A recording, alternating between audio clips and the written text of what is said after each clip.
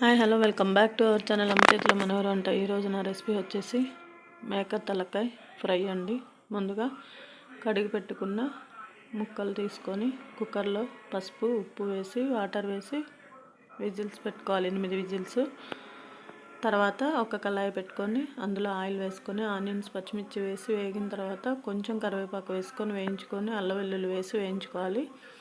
ముందుగా ఉడికిన మేక ముక్కలని ఇందులో వేసి వేయించుకొని పైనుంచి కొంచెం కరివేపాకు వేసుకొని మటన్ మసాలా, గరం మసాలా, కొబ్బరి అన్నీ వేసుకొని మనం ఒకసారి కలుపుకొని మనం ముందుగా కుక్కర్లో ఉడకబెట్టుకున్న వాటర్ వేసుకొని కలుపుకోవాలి.